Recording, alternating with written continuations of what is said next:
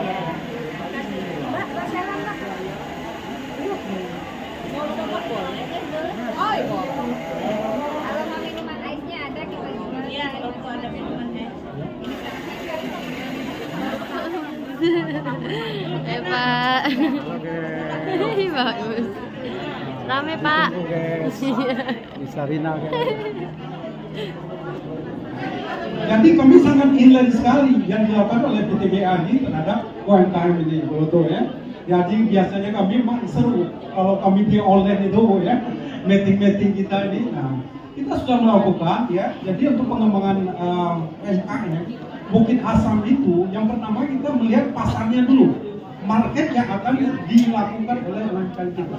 Jadi kalau mereka produksi latihan-latihan saja tanpa ada marketnya, ini jadi masalah besar bagi kita. Nah, market ini ada dua kita, ada untuk internal dari perusahaan sendiri, juga untuk keluarnya. Nah, untuk internal kita sudah melis gitu. Jadi di sistem kita internal perusahaan, kita kalau untuk pengadaan ada stock out gitu. Nah, bahkan kita sudah memblok ini, berapa stock out itu produksi yang dipakai oleh Bukit Asam wajib hukumnya ya, dipakai dari UMKM binaan kita. Gimana harus menaikkan tentu ya, karena kita banyak juga dulu dari permesinan yang ada di Bukit Asam memang dari Eropa gitu.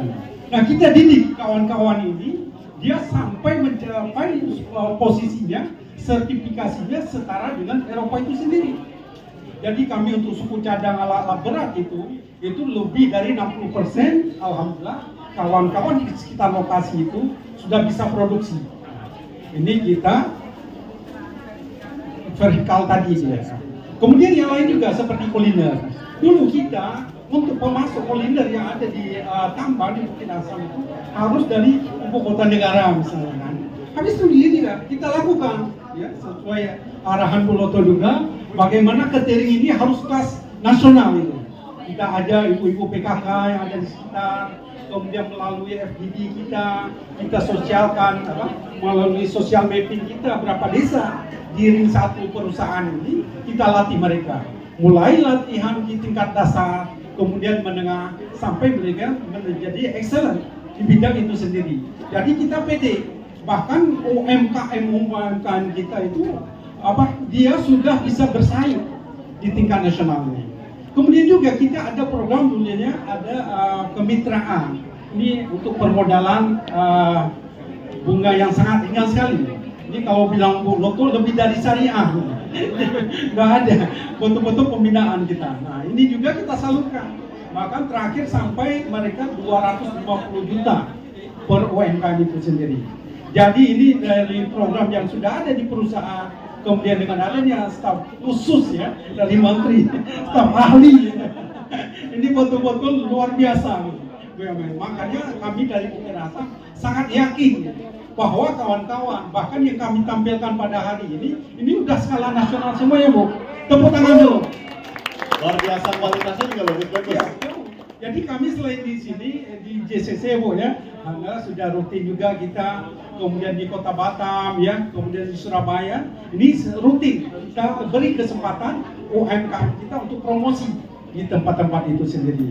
Jadi kami sekali lagi bahwa kebangkitan Indonesia ini dengan UMKM yang sudah kokoh ini dia bisa bersaing. Itu juga kami di tingkat untuk keperluan perusahaan. Kita sudah ada ya baru di-create juga pasar digital Indonesia. Nah, kami sangat aktif sekali. Kami bahkan tim-tim dari RT kita itu melatih sampai malam hari Bu. Bagaimana yang sebelumnya UMKM ini masih agak low dia ya terhadap teknologi, ini alhamdulillah dengan pendampingan dari tim RB kita, mereka sudah bisa bersaing di kancah nasional. Mungkin itu. Wow, luar biasa ya. Ternyata BUMN kita sudah mendukung para pelaku UMKM sebegitunya. Gitu. Nah, kalau begitu, saya ingin tanya lebih dahulu terakhir mungkin ya untuk perwakilan dari Kementerian BUMN dan juga dari BUMN terkait sebelum kita ke pelaku usaha nih. Apa sih syarat, ada syarat-syarat tertentu nggak untuk bergabung menjadi binaan dari Lika dan juga binaan dari Bukit Asam? Mungkin boleh dari Pak Kamal dulu. Ya, Jadi kalau kita Bukit Asam sangat simpel sekali. Bahkan nggak diminta kita jadikan gitu. Jadi kita yang bernama Ana, saya udah bisik-bisik nih. Walaupun masa Putra belum ngomong, saya mau tarik ini ke Sumatera biar Bukit Asam aja nanti membersamainya. Karena jelas ya, produknya jelas ya. Kemudian dengan adanya di lokal sana, ini harga pokok produksi tentu lebih rendah ya. Jadi tidak diproduksi di Jawa, produksi kan di sana. Kita dampingin ya Bu ya. Jadi untuk kami aja. Jadi nanti pasarannya juga, bahkan kalau kita lihat ya, maaf ya, saya promosi dulu Bu. Ini bisa jadi nanti ya sepatu untuk orang tambang nantinya kan. Ya kenapa tidak? Ini kita sangat cinta ya. Jadi kalau memang secara administrasi tetap ada berjalan 6 bulan usahanya, setelah kita bina tadi, kemudian dia sudah ada tenaga kerjanya, kemudian dia sudah mulai ya. Jadi bukan di atas kertas saja, kadang-kadang ada yang jagoan proposal saja yang maju ke kami, ke Wika, ke Pertamina bukan. Nah ini alhamdulillah kita sudah ada suatu saya kira sudah sama sekarang di bawah binaan Loko ini ya. Frekuensi kita sudah sama juga, binaan kita. Tetap kita akan mendampingi terus. Jadi nggak ada. Bahkan tadi ada dari Ibu Loko, ketika dia naik kelas ya. Jadi ada target Mas. Jadi kami ditargetkan dalam Ibu Loko 5% dari penyaluran tahun ini sendiri. Nah Bukit Asam, alhamdulillah kami 200% dari target BUMN. Ya. Jadi dalam sebulan kami harus 20 UMKM yang naik kelas. Ya. Jadi alhamdulillah kami dalam 2 tahun ini sudah berhasil setahun 240 UMKM yang naik kelas tadi. Wow, terima kasih. Luar biasa, boleh kan tepuk tangan untuk Pak perwakilan dari Bukit Asam, dan mungkin kita akan dengar mungkin ada tambahan dari Wika, dari perusahaan Wika. Jadi untuk Wika sendiri, ini kira-kira persyaratannya, ya persyaratan menjadi binaan mitra Wika ini cukup simpel. Kira-kira kalau mereka sudah mempunyai omset kontrak kira-kira 500 juta per tahun, kira-kira ini bisa menjadikan dasar masuk di binaan berkait. Kemudian yang kedua adalah aset dia, ini kira-kira sekitar 2,5 miliar di luar bangunan. Jadi untuk perputaran mereka ya, ini kita bisa menjadikan binaan dari Wijaya Karya. Kira-kira itu persyaratan. Oke, berarti memang sudah memiliki persyaratan-persyaratan tertentu, tetapi sudah disatukan konsepnya dari Bu Loko ini ya, dari di bawah naungannya Kementerian BUMN ya. Wah, luar biasa. Tepuk tangan dong untuk tim dari Kementerian BUMN dan juga BUMN yang terlibat dalam Bazar UMKM pada bulan Maret, khususnya pada bulan ini ya. Dan tentunya selanjutnya kita akan menuju ke yang paling center nih, yang pelaku UMKM nih, pelaku usaha langsung dari Brodo. Siapa sih yang nggak kenal Brodo? Produknya di Sarinah ada, di marketplace di mana-mana ada. Yang Bu Loko pakai juga dari Brodo. Tepuk tangan dong. Dan silakan buat Bapak Ibu semua yang mungkin hadir, kalau misalnya ada yang ingin ditanyakan, langsung aja angkat tangan. Nanti saya akan persilakan untuk mengajukan pertanyaan, baik mungkin ke Bu Loko, ke Pak Bambang, ataupun Pak Kamal, atau mungkin ke Mas Putra. Boleh Mas Putra? Ini kan produknya Brodo. Sebenarnya Brodo itu apa sih, ada khususnya nggak? Kita mau kulik terlebih dahulu dari namanya terlebih dahulu. Oke, thank you Mas Mafin. Yap. Oke, assalamualaikum teman-teman yang di sana. Selamat siang ya. Selamat siang menuju sore.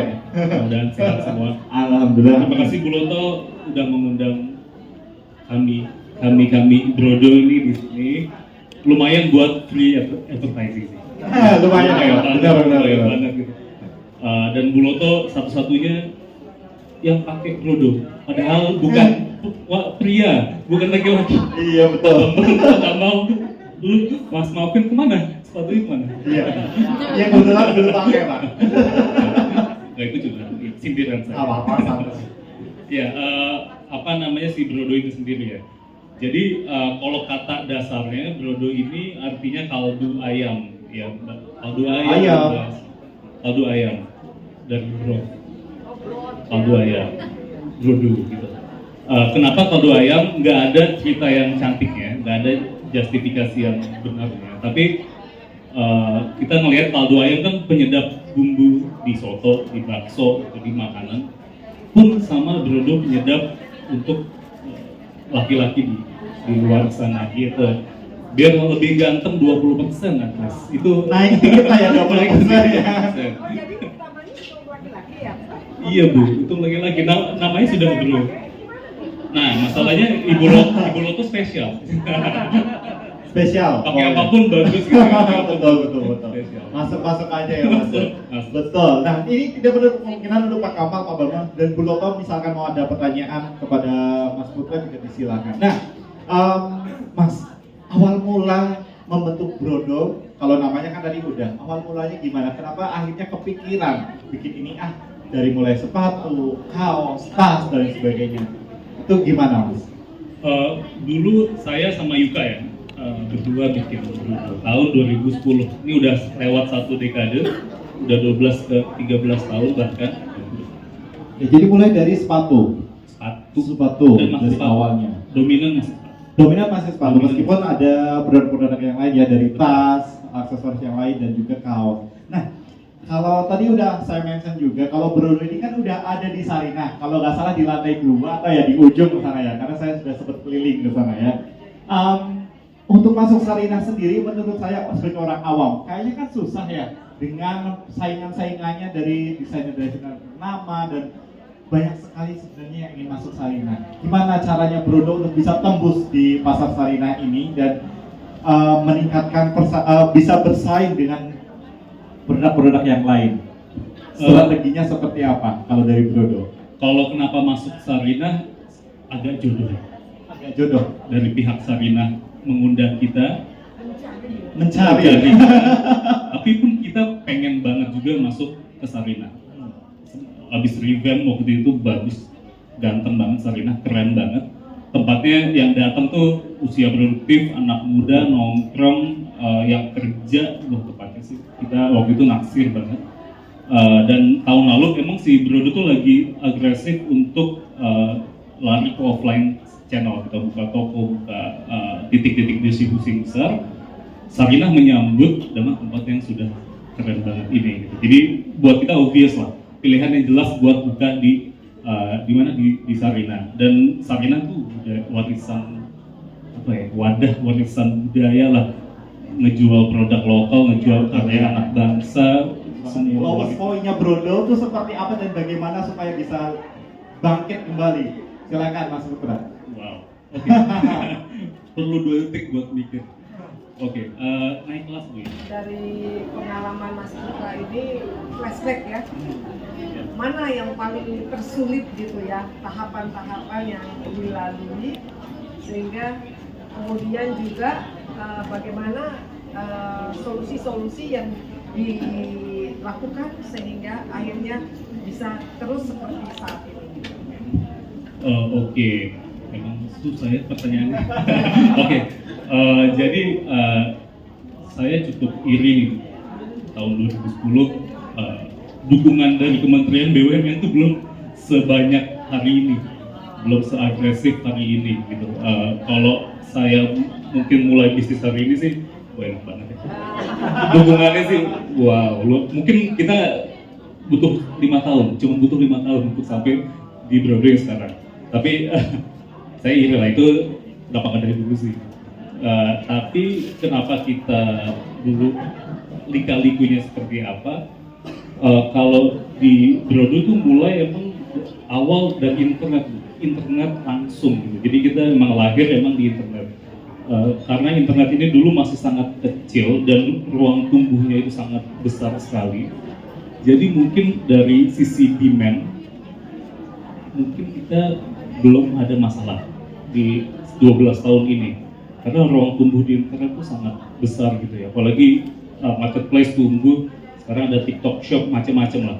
Ruang tumbuhnya besar sekali. Emang masalah kita... Pertanyaan saya, waktu itu kan demand-nya itu nilai Brodo itu karena harganya kah, desainnya kah, atau karena ketidaktersediaan produk lokal gitu dari sepatu yang sejenis ini sehingga akhirnya mendorong orang untuk pesen gitu.